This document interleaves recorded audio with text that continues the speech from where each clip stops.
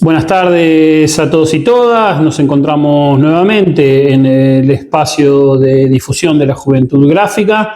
En esta oportunidad vamos a charlar con un compañero y amigo de la casa, el Mono, Pablo Lombardi, un compañerazo del sindicato de Canillitas. Vamos a estar recorriendo su vida, su historia y algo muy especial al final que probablemente nos atañe a todos, que tiene que ver con el movimiento obrero organizado en lugares de representación política dentro de un armado político que ojalá le traiga esperanza y mucha ilusión al pueblo argentino. Bueno, muchas gracias por recibirnos, por aceptarnos en tu casa. Muchas gracias. No, gracias a ustedes. La verdad que una alegría enorme estar acá. Saben que esta es su casa también, de la hermandad que hemos sabido construir, gráficos, canillitas, periodistas, papeleros, todos los compañeros de los distintos sindicatos que compartimos esta gloriosa actividad que tenemos, ¿no? Así que una alegría que ustedes estén acá. Contanos un poco tus orígenes, quién sos, danos un pequeño panorama de quién es Mono, de Pablo Lombardi. Bueno, yo soy de la gloriosa generación del 80. Nací del 80, soy de Trujuy, barrio con historia de organización y lucha, si los hay, en el conurbano bonaerense. Y nada, de muy pibe, familia peronista, familia militante, trabajadora. Y de muy pibe fui aprendiendo, mamando y conociendo lo que significaba, ¿no? Este conurbano bonaerense con toda la realidad de la clase trabajadora. En medio nazco, soy hijo también de la dictadura, un proceso que vino a cortar y a quebrar el grado de organización y lucha que había alcanzado la clase trabajadora con los 10 años del peronismo, con la resistencia y todo el proceso que se había logrado con la vuelta de Perón. Y uno nace en ese contexto, ¿no? Y es hijo de ese contexto también, ¿no? Nacido en un barrio, como te decía, y criado donde lo común era la cooperación, donde lo común era la solidaridad de los trabajadores en resolver los problemas comunes, ¿no? Y en ese nacer, bueno, empezaste a laburar de canillita. Contanos un poco qué era, cómo era esa experiencia de laburar siendo canillita. No, bueno, yo me crío ahí en Trujuy con toda la experiencia de organización, donde ese mismo barrio, la escuela fue organizada por la cooperativa que se llamaba en el barrio, el asfalto, la luz, fueron todas conquistas y todas cosas organizadas desde los mismos trabajadores del barrio. Se había logrado organizar la sociedad de fomento, estaba el centro de salud también con toda una impronta, ¿no? Que ponía en el centro lo común de esa realidad que tenía el barrio. Y de ahí nos fuimos desarrollando. Nos toca vivir, uno creía que era el peor proceso que había vivido en los 90, que hoy por desgracia se nos vuelve a repetir, donde habíamos tenido ya una antesala con el macrismo. Pero en ese proceso de los 90 yo estoy estudiando, termino el secundario y bueno, y me sale la posibilidad de arrancar a trabajar de canillita. Yo fue uno de los primeros trabajos, ¿no? Es decir, en el año 98, 99, a través de un pariente también, en una parada de diario que me quedaba en la otra punta, ¿no? En Barraca de Belgrano.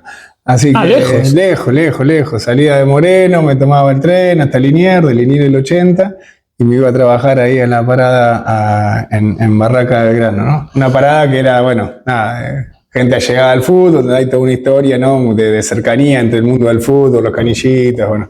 Y ahí fueron mis primeras experiencias en la actividad. Bueno, estás hablando de la época de los 90, fines de los 90, principios de los 2000. Bueno, viene como que la misma inercia de la conversación nos va llevando a repensar o a pensar de ese catastrófico 2001. Contanos un poco. Sí, bueno. Nada, ¿arrancabas en canillita? Sí, yo estaba trabajando ahí de ayudante, había arrancado cubriendo los fines de semana, después había empezado a trabajar de lunes a sábado, estaba, bueno, de lunes a domingo, y con un franco semanal, bueno, como se tiraba en esa época. Y nos toca vivir la debacle de los 90, ¿no? Nos toca vivir el hundimiento de ese proceso neoliberal que se había implementado en la Argentina, ¿no? Un proceso neoliberal que venía a terminar lo que había iniciado la dictadura. La dictadura primero generó la derrota política en el pueblo, con todo el aparato represivo, persecutorio, ¿no? Y los 30.000 compañeros desaparecidos. pero que fue un proceso que se termina de plasmar en lo que fueron los 90, ¿no? Porque el 70 instauró la violencia física para exterminar la organización de los trabajadores, pero en los 90 se termina de desguazar, aparece la fe innata de ese proyecto neoliberal en la Argentina, que no era ni más ni menos que el saqueo rotundo de todo nuestro pueblo, de las riquezas generadas por los trabajadores y de todas las empresas del Estado que supimos también construir los trabajadores a partir del peronismo en ese proyecto que peleamos por dejar de ser colonia, ese proyecto de país que intentó quebrar la idea de un país agrícola ganadero, exportador de materias primas, y que realmente podamos pensar en un proyecto de país industrializado, autocentrado, con el centro en la clase trabajadora, en la producción y en el trabajo, ¿no? A nosotros nos toca vivir la adolescencia en ese desguace, ¿no? En esos 90. 90 que estallaron, ¿no? Que como suele ocurrir con los pueblos y más con la historia nuestra en la Argentina y con la historia de lucha de clase que tenemos como pueblo, ¿no? Que ese saqueo termina en un estallido social, ¿no? Ese saqueo que estaba sufriendo la patria termina con el 2001, en donde en 3 días de furia, desde la historia insurreccional que tiene este pueblo, pudimos desmontar todo el andamiaje neoliberal que habían construido acá, te reitero, desde la dictadura hasta el diciembre del 2001, ¿no? Vos hacés una clara línea entre lo que fue el plan de la dictadura y el resultado, o lo que sucede en ese fatídico diciembre en el 2001. ¿Esa conexión es parte de un mismo plan? Claro, sin lugar a dudas, ¿no? Es decir, hay que poner en contexto mundial también, ¿no? Es decir, veníamos de el consenso de Washington, ya en el 70, 72, es decir, ese orden mundial que se había establecido después de la Segunda Guerra, estalló por los aires, ¿no? Y el fin de Bretton Woods, el fin de los pactos de la Segunda Guerra, no venían más que a mostrar lo que nosotros sufrimos acá y en toda América Latina y en el tercer mundo centralmente, que fue consenso de Washington y políticas neoliberales para los pueblos del mundo. ¿Qué significaba?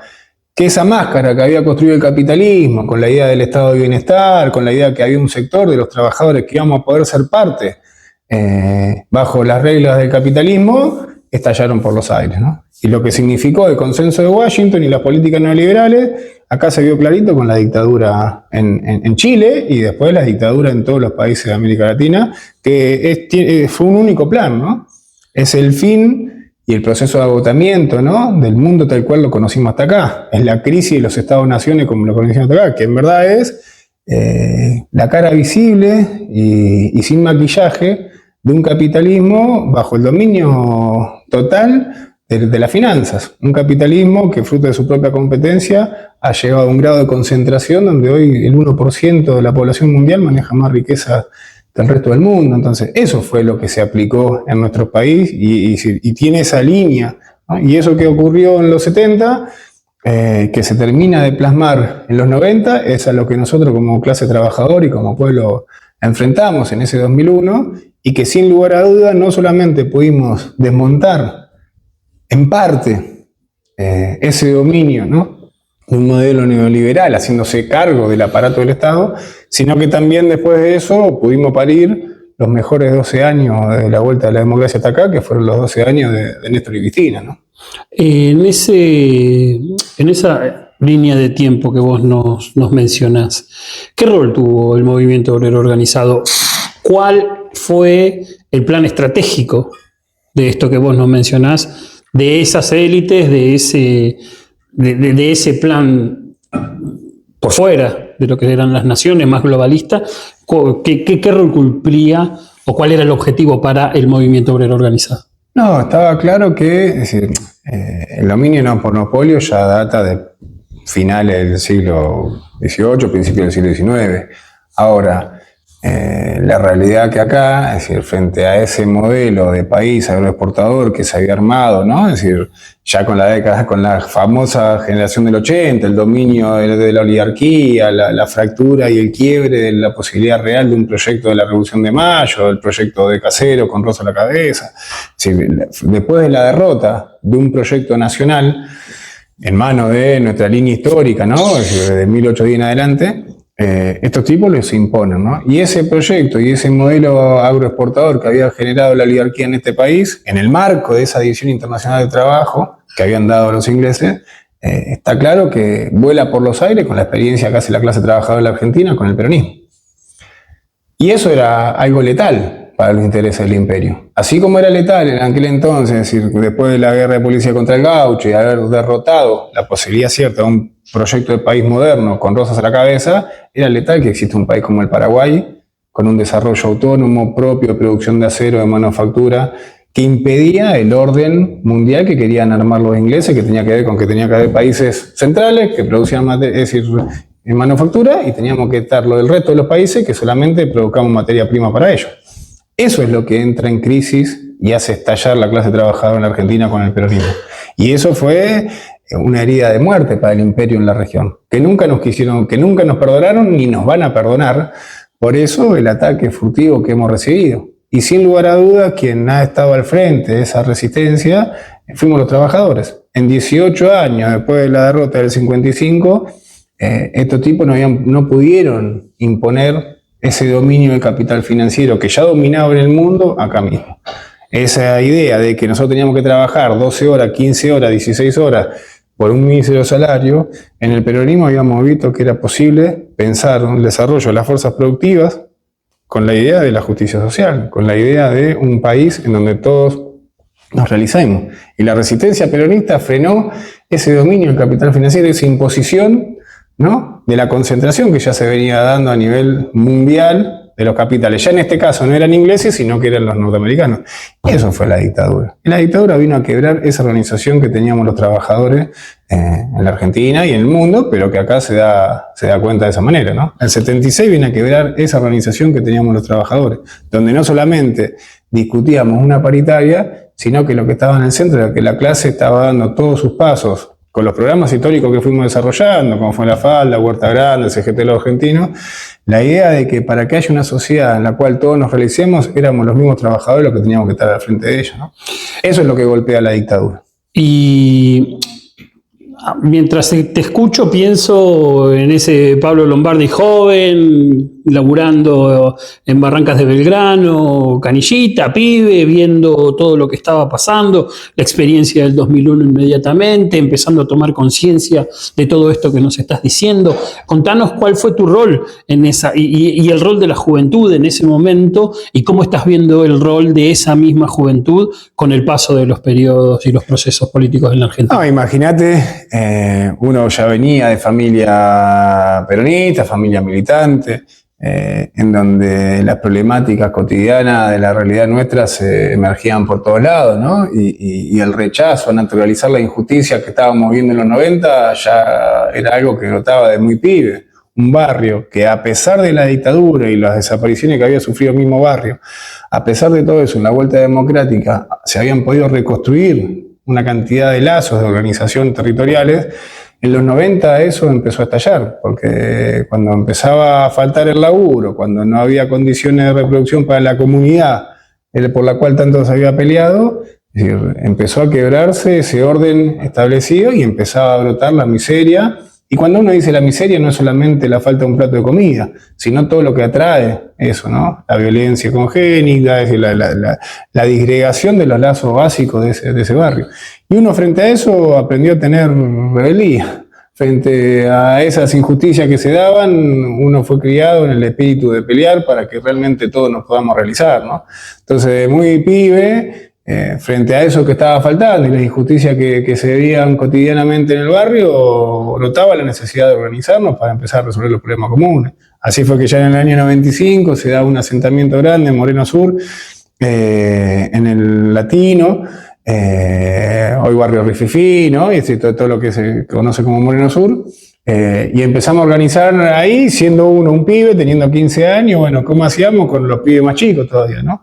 Que no podían ir a la escuela, que no llegaban a cubrir las cuestiones básicas del MORF, y nos empezamos a organizar con un conjunto de otros compañeros, uno por ahí era el más chico en esos grupos, de bueno, cómo empezar a construir esa organización necesaria para no solamente enfrentar esa injusticia que se venía dando, sino también, mientras tanto, garantizar que ninguno se nos caiga del mapa mientras íbamos peleando, ¿no? Entonces uno ya empezaba a participar y a organizar y tenía una cotidianeidad en eso, en ese debate comunitario de cómo resolver los problemas de nosotros. Y siempre desde una centralidad en nosotros mismos, ¿no? Siempre uno fue inculcado en la idea de que no hay problema que no podamos resolver los trabajadores siempre y cuando entendamos con claridad el problema que enfrentamos y pongamos primero lo común, ¿no? Entonces, en ese mundo y en ese país que se estaba despedazando, de los sueños que me había contado mi abuelo, que venía también, ¿no?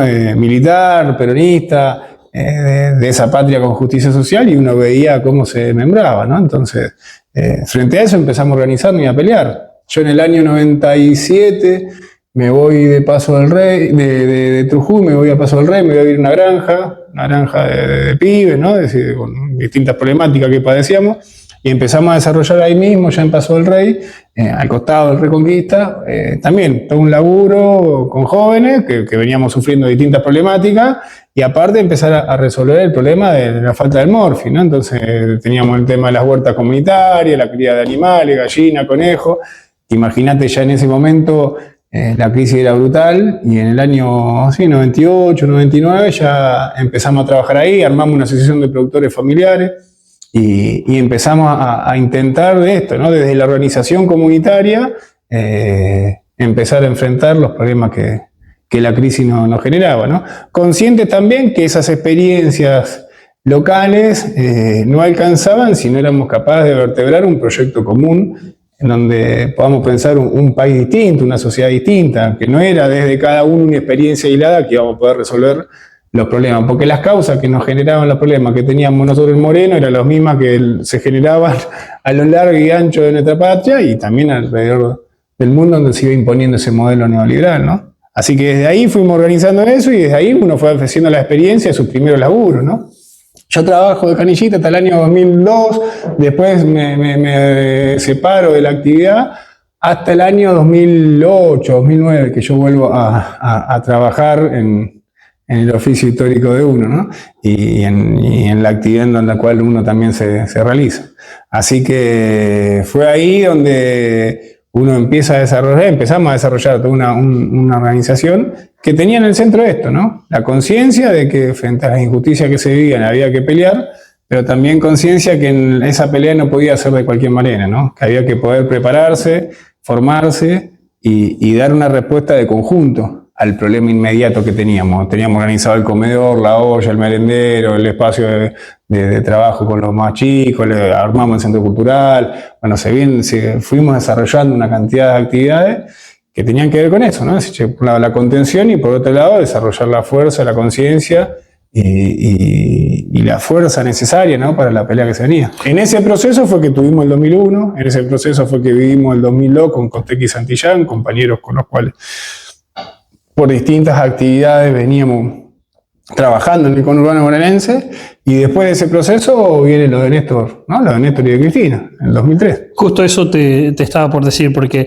hay un pequeño salto ahí de tu primera experiencia dentro de lo que era ser canillita, y luego me hablas ya en un 2008, en donde ya estaba sentado el proceso de Néstor y Cristina Kirchner, ya llevando adelante la conducción política en la Argentina. ¿Qué encontraste diferente en ese momento a este panorama que nos mencionabas recién? No, por un lado, sí, estaba claro la dirección que le aporta Néstor inmediatamente cuando se hace cargo del aparato del Estado, ¿no? Es decir, teníamos haber vivido los 90, en donde en nombre del peronismo se destruía todo lo que a uno había mamado en forma absolutamente contraria de lo que significaba el peronismo para uno.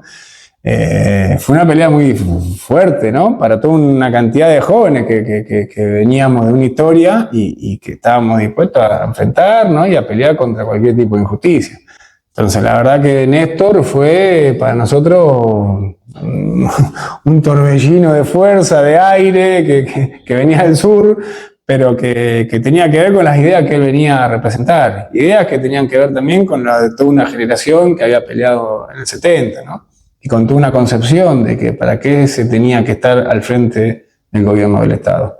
En ese sentido, un presidente que en vez de como el que teníamos antes, ¿no? De denigrar la política, llamar a la desmovilización, te convocaba abiertamente a la participación, convocaba abiertamente a las verdades con las cuales uno se había criado, ¿no? Que era que solamente sobre la base de la organización propia era posible enfrentar los problemas que teníamos, que frente a la desaparición de las negociaciones colectivas y las paritarias, ponía de nuevo en el centro el conflicto, ¿no? Y aparte en el conflicto terciaba en favor de los sectores más desfavorecidos, que éramos los del trabajo, y se recupera las paritarias, y su primer acto de gobierno es frente a un conflicto docente que se venía trazando en la provincia, él va y participa y se pone al frente.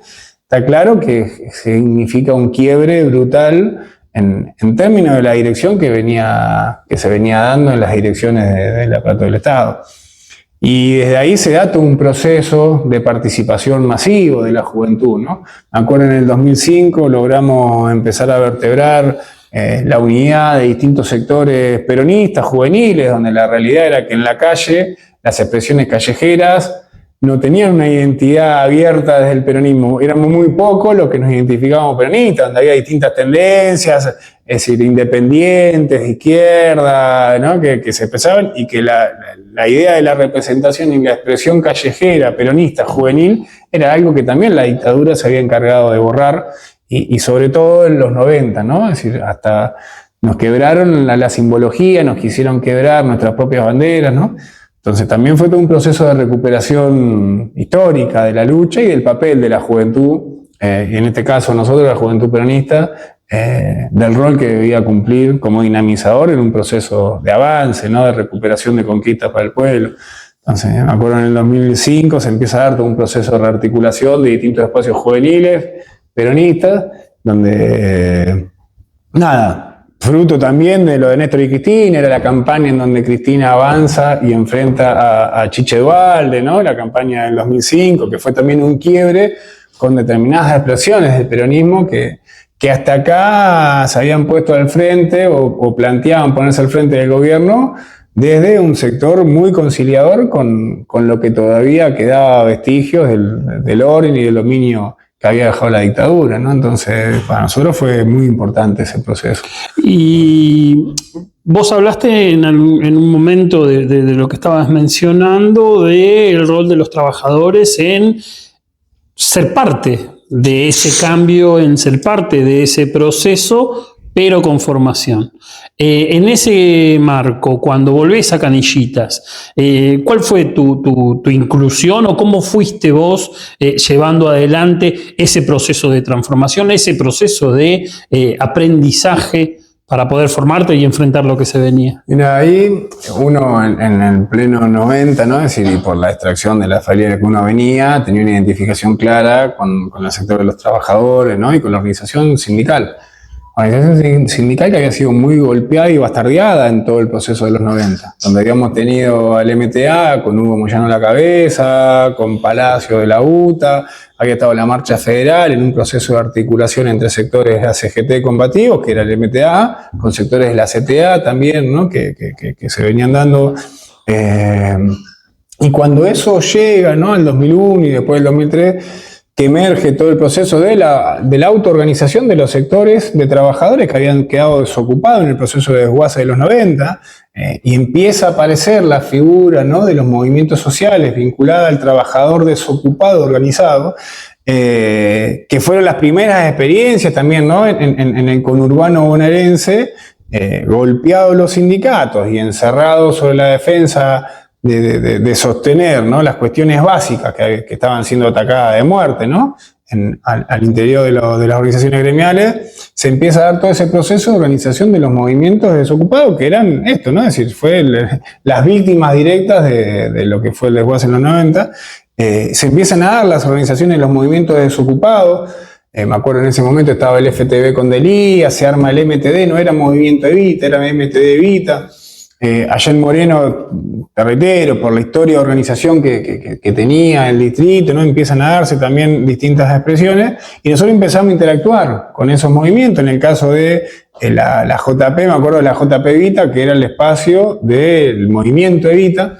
Nosotros participamos ahí en ese primer armado, ¿no? Que se da con un debate que ya estaba instalado, ¿no? Que si esta idea de los desocupados significaba que era un nuevo sujeto y que ya los trabajadores no eran el epicentro de la organización. Entonces, una cantidad de temas que para nosotros no hacían, es decir, desviaban la esencia de la definición del sujeto central que tenía que ver con la del peronismo, que éramos los trabajadores. Que más allá de tu condición ocupado, desocupado, que si tenías un residuo de sueldo no lo tenías, es decir, hay una centralidad y una unidad previa que era tu condición de laburante. Que si vos no te levantabas todos los días y no salías a vender tu fuerza de trabajo en blanco o en negro, no morfabas, ¿no?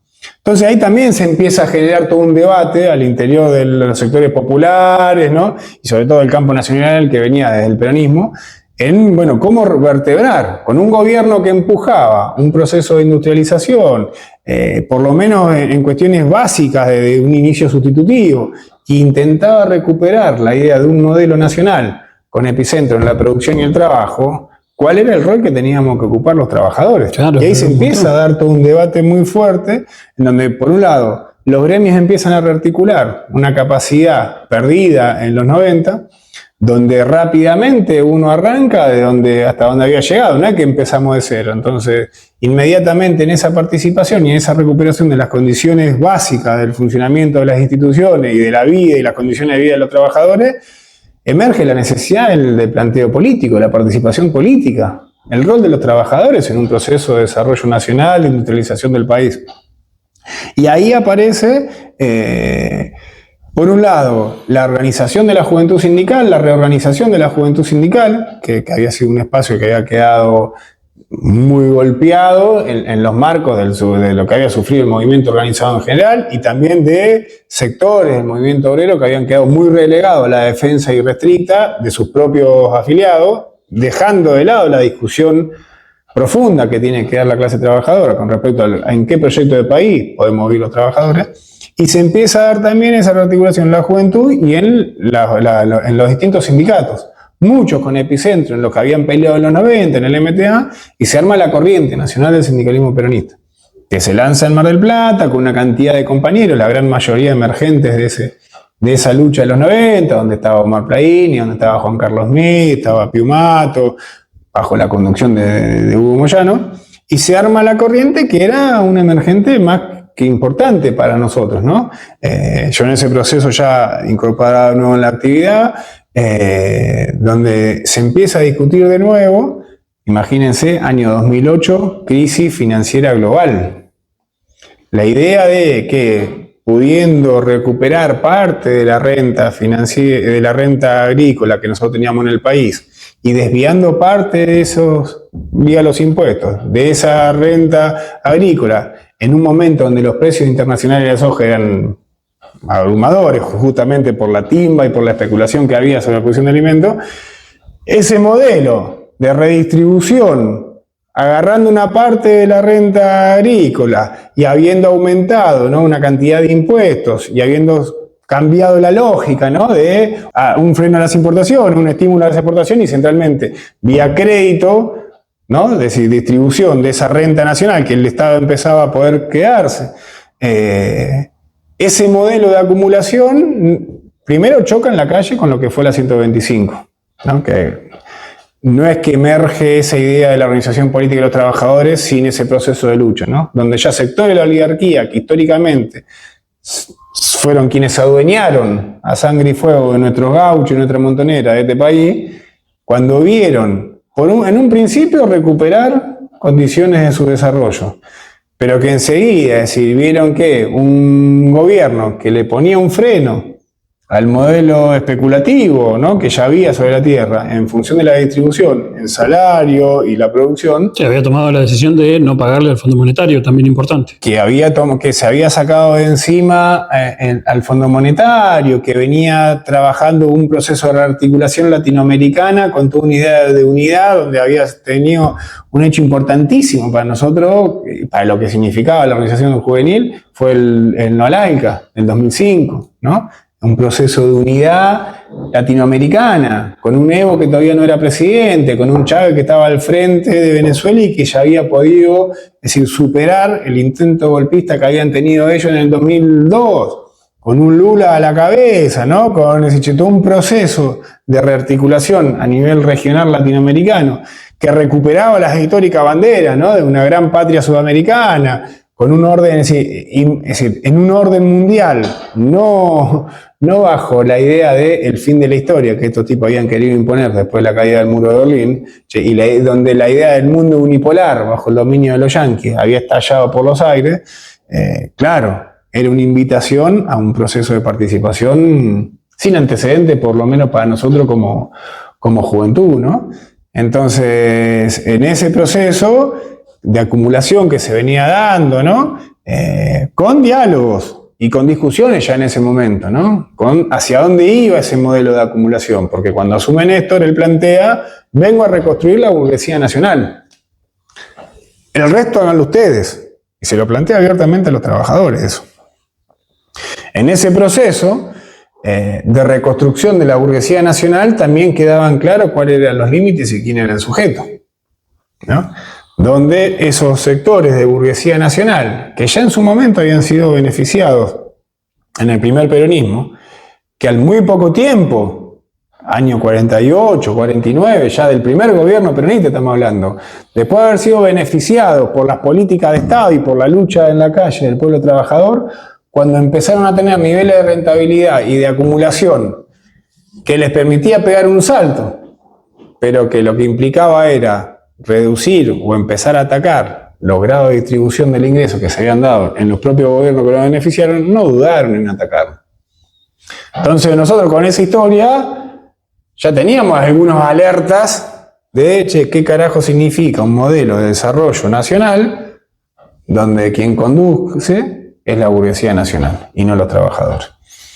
Y esos límites los empezamos a ver claritos cuando justamente, fruto del proceso de distribución que se venía dando y confiscación, ¿no?, de determinados sectores que habían sido muy beneficiados, ¿no?, desde el 2003 en adelante, empiezan a querer acrecentar su grado de rentabilidad para seguir sosteniendo su disputa a nivel global, lo que significaba un abaratamiento de los costos laborales.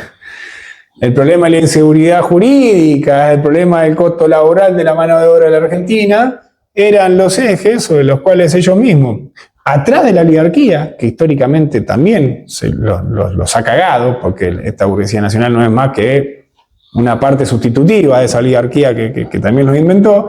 En el 2008, cuando se da ese enfrentamiento por la 125, en donde estallan, es decir, donde lo que ocurrió fue que los dos proyectos históricos de país nos enfrentamos en la calle, nosotros siempre decimos, gana el que está menos dividido. Agarrá dos piedras, y por más que vos tengas un cascote gigante acá y acá una piedra chiquita, golpealo, y se desarma el que tiene menos consistencia interna. Y la oligarquía venía con mucha consistencia. La oligarquía venía preparando ese enfrentamiento. Y nosotros todavía, como movimiento nacional, como Frente Nacional, donde Néstor le habría agregado la transversalidad y le había agregado un conjunto de sectores que lógicamente también eran parte de nuestro campo, porque quedan afuera del dominio del capital financiero, cuando fuimos a la pelea, estallamos. Y en esa pelea, en donde abiertamente se puso la contradicción central de este pueblo, que es ciudad-campo, en el sentido de un modelo de país basado en la producción de materia prima, sin ningún tipo de valorización, ¿cuánto trabajo genera? ¿Cuánta integración le da a la patria eso? Nada.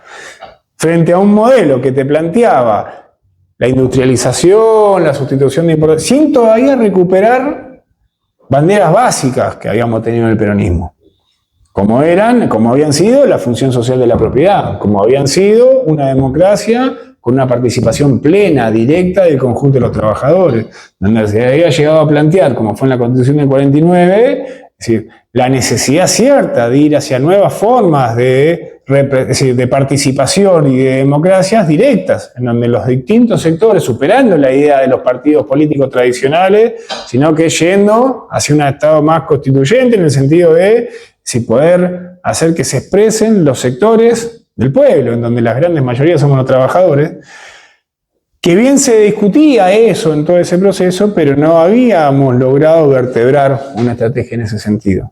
En ese proceso, donde claramente queda el movimiento obrero enfrentando a las patronales oligárquicas acá, es decir, donde es el movimiento obrero el que sale a la calle a quebrar los boicots de la abundancia, ¿no? Los lockouts patronales y los cortes de ruta que hacían los dueños de la tierra, intentando generar un malestar, es decir, ¿no? Desabastecimiento de las ciudades, que ya sabemos, con los golpes blandos que hoy brotan por todos lados, qué fines tienen, ¿no? Es decir, generar un malestar al interior de tus propias poblaciones, en donde no aparezcan ellos, como eran en los 70, dando un golpe de Estado abierto, usando el ejército, que ellos mismos aparte destruyeron, sino que lo que intentan hacer es generar un grado de inestabilidad de los gobiernos por la propia insatisfacción de sus poblaciones. Lo que queda oculto era que eran ellos mismos los que generan ese desabastecimiento de alimentos, de medicamentos, desconexión energética, ¿no?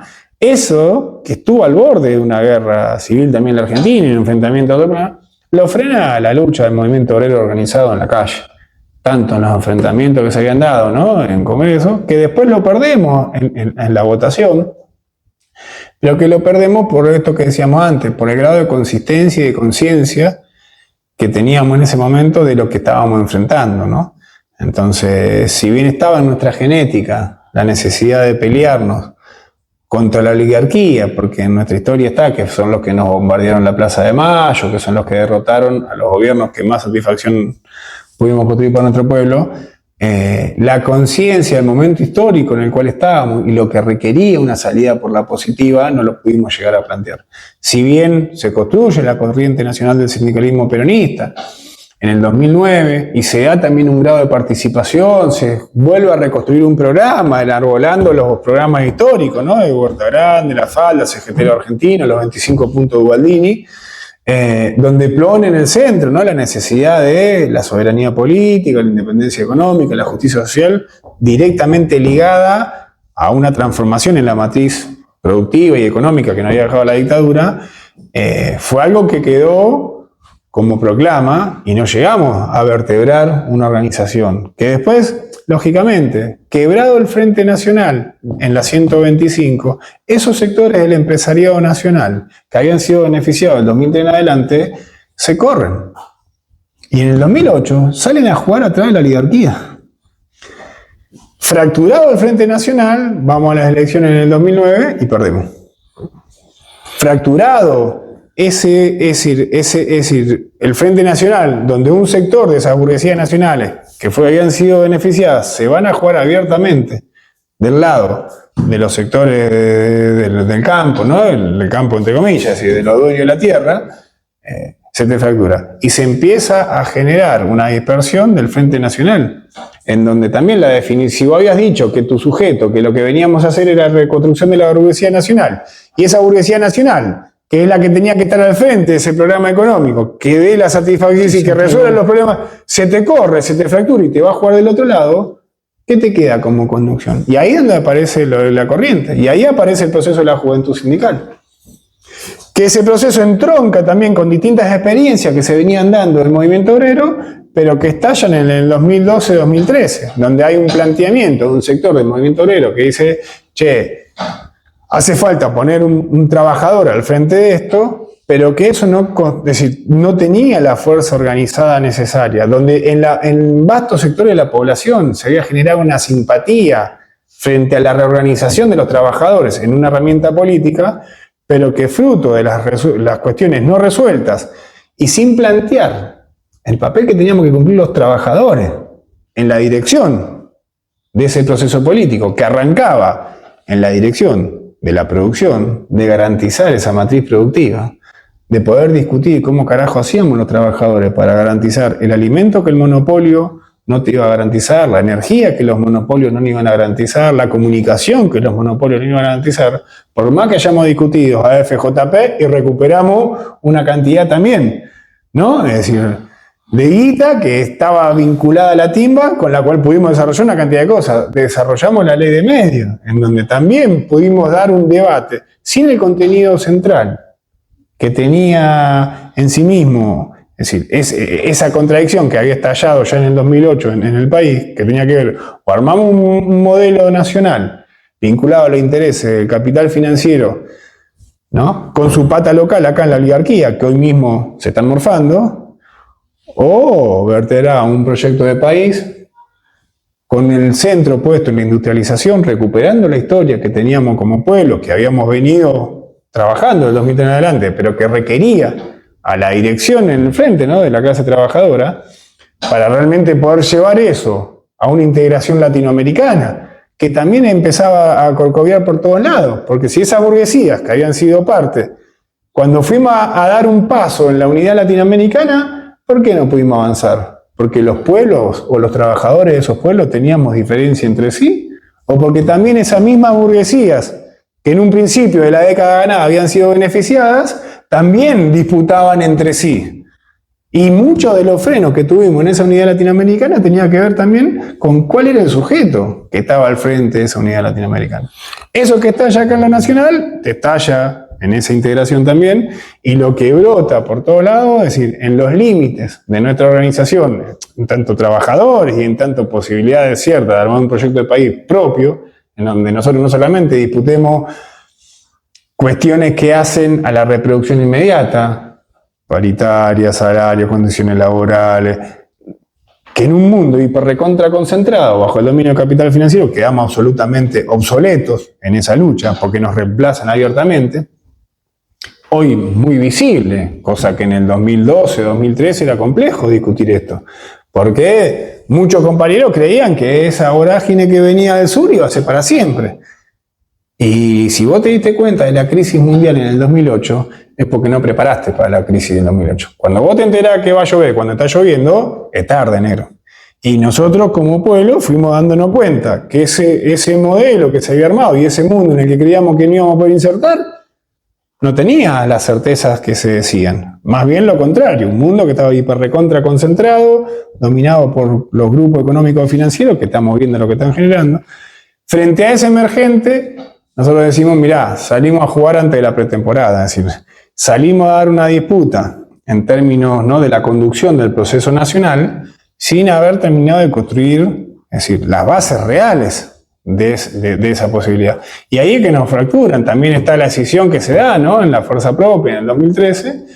Se agudizan una cantidad de contradicciones secundarias en donde un sector de la clase trabajadora con total conciencia y responsabilidad en sentido profundo, de hecho, es decir, donde había que poner en cuestión una cantidad de temas que hacían todavía a la redistribución del ingreso en la Argentina, y aparecía el problema del impuesto a la riqueza, ¿se acuerdan? Donde había impuestos que eran absolutamente regresivos, ¿no? Porque vos le cobrabas, es decir, a un trabajador un impuesto, entendés que todavía no habíamos podido profundizar en la renta financiera, donde todavía nos seguía rigiendo, es decir, las leyes, ¿no?, de la reforma financiera que había hecho la dictadura. Se empieza a dar un debate, y frente a una cosa muy cierta, que el salario no es ganancia, salimos, lo digo esto como fetiche de una época, se sale a poner en el centro una contradicción secundaria, en un momento donde lo que no estábamos viendo, que lo que se estaba poniendo en juego no era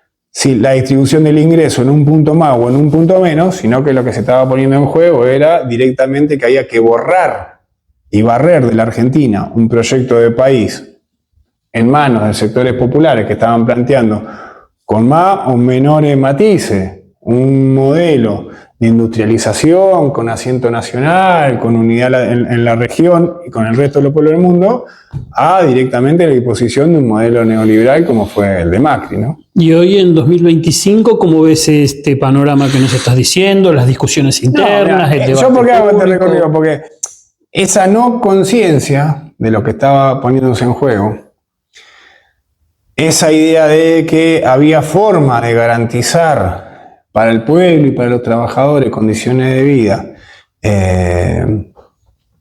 bajo un régimen justo, podríamos ya decir, no entendíamos que bajo el dominio de los grandes monopolios financieros que hoy dominan el mundo no hay ninguna posibilidad.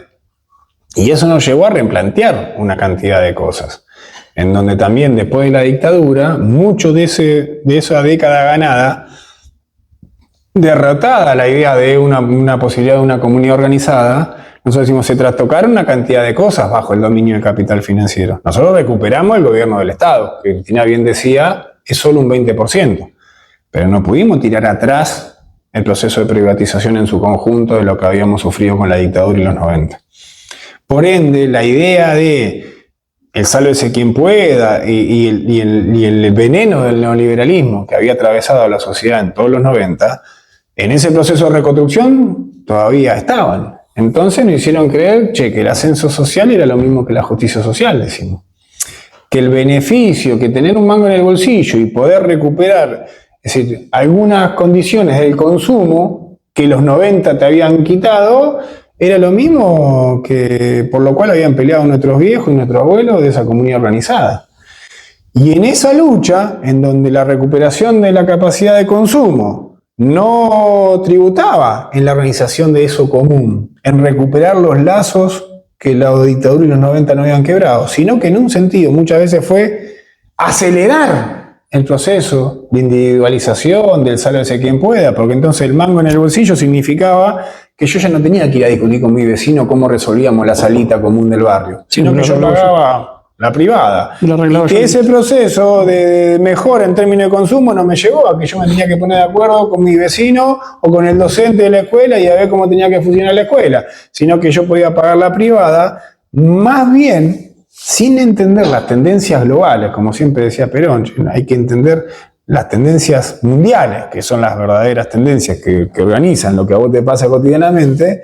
Nosotros actuamos desde un sentido de solidaridad, porque esto no es para andar echando culpas individuales a la conducta que hubo, sino para entender que si esa conducta no responde y no toma nota de cuáles son las tendencias mundiales que se van imponiendo, vos terminás, es decir, cayendo y obteniendo un resultado que bien lejos está de lo que uno hubiese querido. Entonces te aparece un Macri que te dice vamos a dejar todo lo bueno y vamos a cambiar lo malo. Y lo malo en un sentido, ¿qué era? La convocatoria a la participación, la convocatoria, es decir, te habían hecho creer que lo bueno era ser como los patrones. Entonces, que en vez de hacer la canchita de fútbol en tu barrio y ponerte de acuerdo con los pibes como lo hacíamos, vos podías pagar para jugar al fútbol, porque los trompas pagan.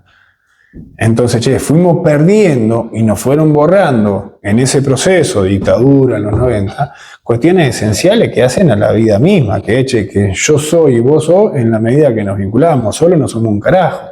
Entonces, con todo eso vivimos la década ganada. En todo ese proceso fuimos al enfrentamiento contra Mañeto, contra Clarín, contra la oligarquía, contra la...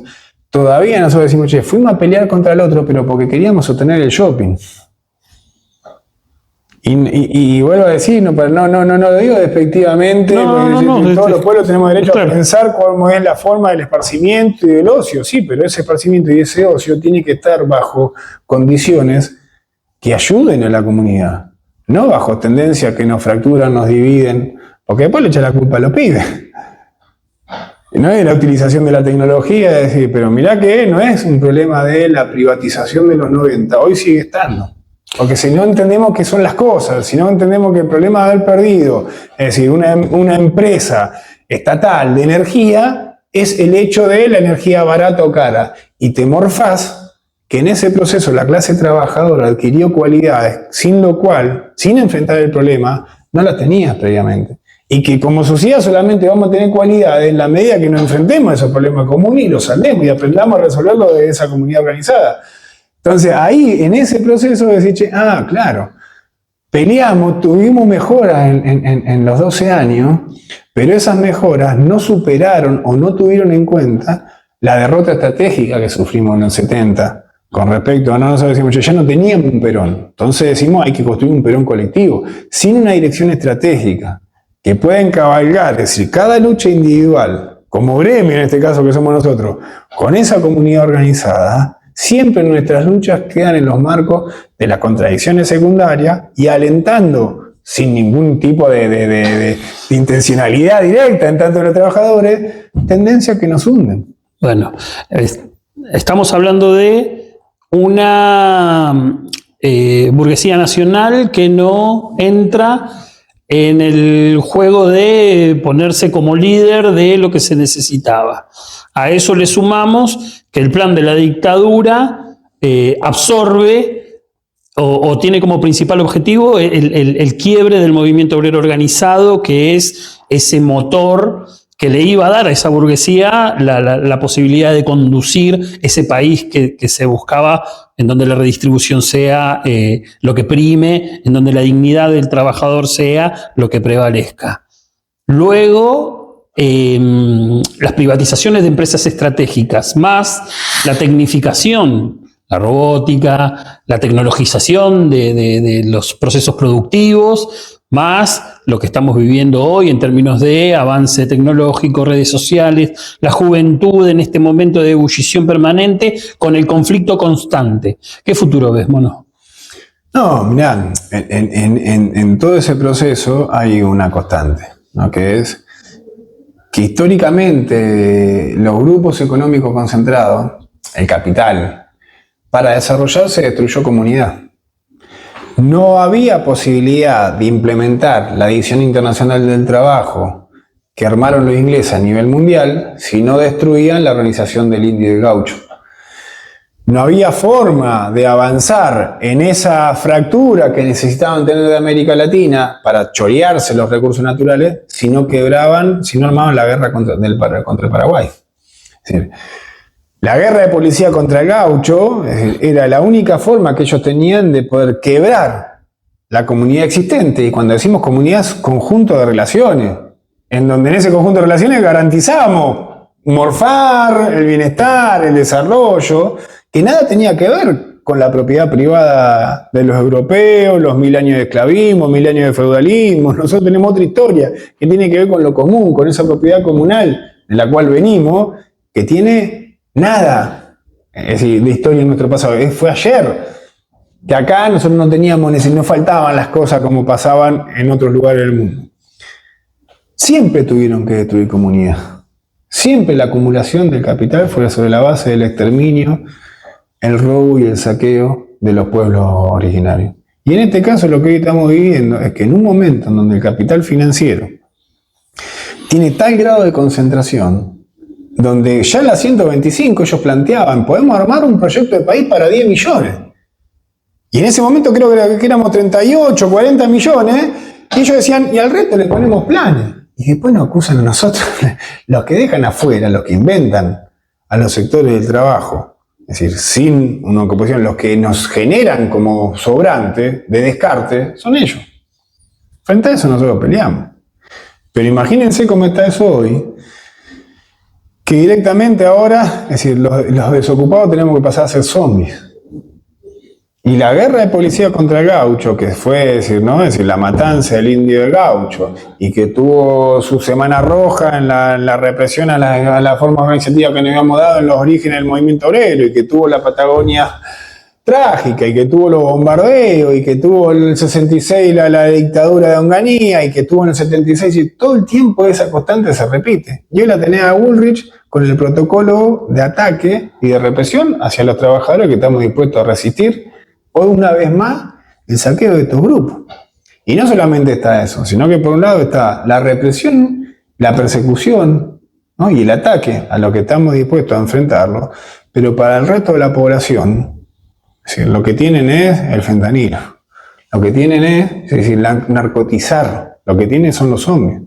Porque si ellos son conscientes que la sociedad que tienen que construir, quedamos todos afuera, a una parte la pueden reprimir, pero a la otra parte después directamente la tienen que generar como descarte. Miremos lo que está pasando en Estados Unidos, miremos lo que están haciendo acá, miremos lo que están haciendo en América Latina, miremos lo que está haciendo ahora Estados Unidos en nombre de la defensa del narcotráfico que ellos mismos controlan y dirigen. Quieren invadir Venezuela con los barquitos que están poniendo en la frontera. Y miren lo que hicieron en Ecuador, que están intentando hacer en Rosario, y que no están armando acá en el conurbano. Entonces, claro que esa individualización a la que nos llevan, ese aislamiento, ese egoísmo, tiene que ser fundamento, religión de los pueblos para realmente poder quedar sometidos a esos intereses. Pero está claro que eso no es lo que está pasando acá.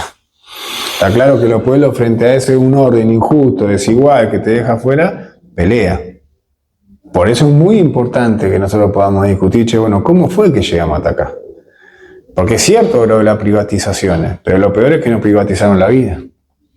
Es cierto que nos están ocupando la Patagonia. El otro día estuvimos con los compañeros de la UON y realmente uno lo enorgullece lo que significó la lucha en Tierra del Fuego, que no se estaba dirimiendo un problema paritario con los trabajadores metalúrgicos, sino que lo que se estaba discutiendo es un problema de integridad nacional, de soberanía. Y está bien que cuidemos nuestra frontera. El problema es que nos están ocupando el conurbano. El problema es que si nosotros como trabajadores dejamos de defender lo común en nombre de un beneficio individual o en nombre de un título, como soy trabajador yo también me merezco tener tales cosas, pero resulta que eso que vos crees que te mereces te lleva a una práctica que te quiebra tu vínculo básico con el que tenés al lado. Es decir, ¿a dónde vamos? Si no somos capaces de cuidar lo común, ¿quién lo va a cuidar? Entonces nosotros tenemos que poder unificar, ¿cómo es la idea de la comunidad organizada? Con una forma de lucha y de organización que por su propia definición defiende un interés corporativo profesional. ¿Cómo puede ser que el alma doctrinaria nuestra dice que primero hay que defender lo común porque nadie se realiza si la sociedad no se realiza, con que después cada uno de nosotros estamos organizados por gremios, separados? Y nosotros compartimos un mismo patrón como Emma Nieto y somos mínimo 5 o 6 gremios.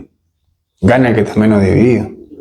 Entonces, en esa idea de lucha que hay hacia adelante, en un escenario electoral que tenemos por delante, está claro que lo que se pone en juego acá no es votar a uno más o uno menos. Está claro también para nosotros que el triunfo de Macri en su momento, donde igual decía cosas muy distintas, pero expresaba una misma tendencia, un agotamiento en una idea de acumulación de sociedad, en donde si lo que se buscaba era el vive la vida loca y el tener guita para vivir con los patrones, estaba claro que sin atacar los fundamentos básicos de esa sociedad neoliberal que construyó la dictadura, es decir, estábamos convocando a poner parche, decimos nosotros. Sin una convocatoria plena a nuestro pueblo, a resolver las causas profundas de nuestro pueblo, es decir, el agotamiento a que me invitas solamente a modificar cosas y decir superficiales y no las raíces de los problemas, se agota. Y cuando uno se agota de participar en cuestiones secundarias porque nunca me convocaba a resolverlo de fondo, las posibilidades y las tendencias a una búsqueda disruptiva que no sea convocado por las mismas fuerzas del pueblo y los trabajadores, queda en manos de nuestro enemigo. Y así como Macri, con una cosa mucho más medida y representando un sector todavía de esa burguesía nacional, intentó y logró ganar electoralmente, algo que era impensado para nosotros, que una opción neoliberal en este pueblo venga vía la urna, y más habiendo recorrido toda la experiencia que habíamos podido recorrer en el kirchnerismo, se vio profundizada con Milei, que nosotros habiendo vuelto después de la experiencia, ¿no?, y la pandemia amarilla que tuvimos con Macri, recuperamos el gobierno, pero ese gobierno sin lugar a dudas, si antes no habíamos podido atacar las causas, acá ni siquiera nos acercamos en los últimos 4 gobiernos. Una nueva frustración para nuestro pueblo, que siguió acumulando de manera negativa la conciencia de que no se puede, sin negar las causas, cambiar la situación en la que está. Y eso fue el triunfo de Milei. Si uno rasca esto que venimos diciendo, el móvil del triunfo de Milei te va a encontrar con que lejos de un proceso de derechización de nuestra sociedad, de un crecimiento nazifascista en la barriada del conurbano, donde encima ellos perdieron, lo que estaba es la búsqueda de una salida disruptiva, que 43 años de democracia no han podido negar las causas de nuestro padecimiento. Entonces, claro que tenemos un proceso electoral que viene por delante, en donde hay conciencia creciente en nuestro pueblo de que no es convocando a alguien que te llama al asesinato en masa de nuestros pibes, de nuestras poblaciones, que vamos a salir. Ahora, esa es una búsqueda que está girando la moneda en el aire. Y este 7 de septiembre para nosotros es una tarea fundamental porque siempre lo decía el general. En la elección se define un problema táctico, es un momento coyuntural, pero que depende de la estrategia que lo guía. Y yo creo que lo que empieza a brotar en nuestro pueblo es la necesidad de construir en nuestro pueblo y centralmente en nuestra clase trabajadora, ¿no?, en construir una estrategia que ponga en el centro la negación de las causas. Vos, como representante de los trabajadores, este 7 de septiembre vas a ir dentro de la lista de la fuerza denominada Fuerza Patria a representar no solamente a los trabajadores, sino que a todas estas discusiones que estás planteando. ¿Cómo ves ese proceso y qué expectativas tenés para este 7 de septiembre? No, bueno, me parece que, como te decía, el 7 de septiembre se juega un momento fundamental en la posibilidad de vertebrar, pero por un lado ponerle un freno al ataque sistemático que está sufriendo nuestro pueblo, pero a la vez también de usarlo como propaladora y de convocatoria amplia a poder salir a construir la fuerza, que por un lado podamos ganar en octubre también en lo nacional y pensar en recuperar un proyecto de país en el 2027. Estamos en el conurbano bonaerense, estamos en el corazón de la clase trabajadora argentina, estamos en donde se produce el 50% del PIB industrial del país, donde en tanto fuerza productiva también producimos lo que hace la capital, que somos nosotros, no hacen un carajo los porteños.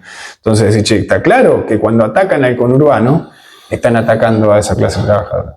Y en esa clase trabajadora que estamos viviendo en el conurbano, que somos los cabecitas negras que nos expulsaron en el 30 y que venimos acá y parimos al peronismo, fuimos los que hicimos la resistencia peronista, fuimos los que nos bancamos la dictadura, fuimos los que construimos el conjunto de instituciones que tenemos en las barriadas del conurbano, que son infinitas, en función de intentar recuperar esa dignidad y esa idea de socialización de común entre los laburantes del conurbano.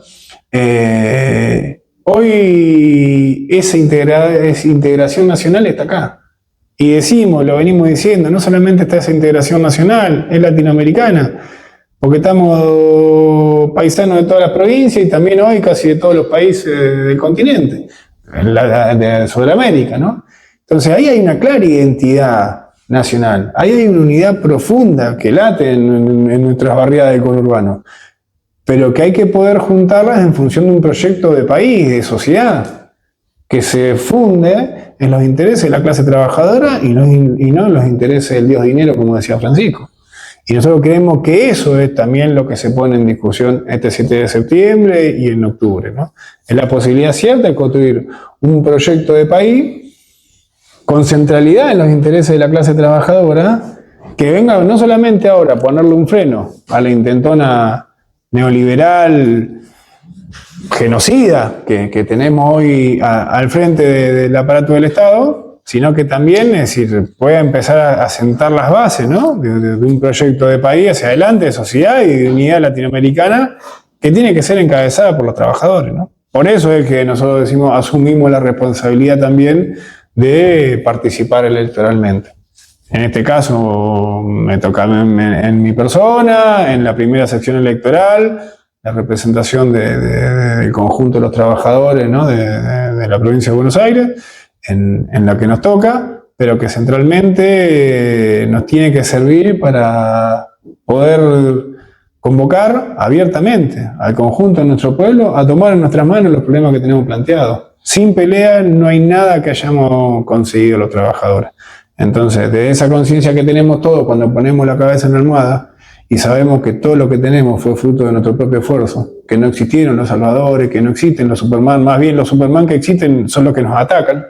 Entonces, que nos va a llevar tiempo, que vamos a tener que tener muchísima paciencia, reconstruir un diálogo que la dictadura y el neoliberalismo nos quebró, pero sin el cual no hay posibilidad de futuro, ni para nosotros, ni para los pueblos, ni para nuestros pibes. Con lo cual, más que ganado está el esfuerzo que hacemos cotidianamente para poder seguir aportándole a ese proyecto de vida y de sociedad, donde tanta sangre fue derramada en este país y que nosotros creemos que es momento de poder realizarlo. Estuvimos charlando con Pablo Lombardi, el Mono para nosotros, un compañero de fuste, un compañero del movimiento obrero que toma la responsabilidad en una instancia quizás superior o parte de un proceso en donde los trabajadores también formamos parte de los lugares de decisión en la República Argentina. Y ojalá así sea, y bienvenida a la discusión, bienvenido el debate y bienvenido todo lo que vienen a traer los trabajadores en la Argentina. Mono, muchísimas gracias por recibirnos. La verdad que fue placenterísimo para mí. Agradecerte en mi nombre personal y en nombre de todo lo que es el espacio de difusión de la juventud gráfica, que nos hayas recibido, que nos hayas hecho este panorama, que nos hayas dado tu visión sobre lo que acontece. Muchísima suerte para estas próximas elecciones y bueno, nos vemos en la lucha, compañero. Nos vemos en la lucha, compañero. Muchísimas gracias. Terminamos una nueva charla agradeciendo, como siempre decimos, a nuestro secretario general, Héctor El Gringo Amichetti, a nuestro secretario adjunto, Matías Velázquez, enviarle un saludo enorme a todo el equipo del espacio de difusión de la juventud gráfica, que como decimos siempre, este espacio es creado con el fin de poder entrar en las casas de los trabajadores a lo largo y a lo ancho del país, no solamente para poder ser nosotros quienes contemos nuestra historia, sino que también llevar un pequeño espacio de formación para que todos estemos sabiendo el mundo que habitamos y cuál es nuestro rol en esta Argentina que todos queremos salga adelante de una buena vez por todas. Nos estamos viendo seguramente en las próximas ediciones. Gracias por todo. Nos vemos en la próxima.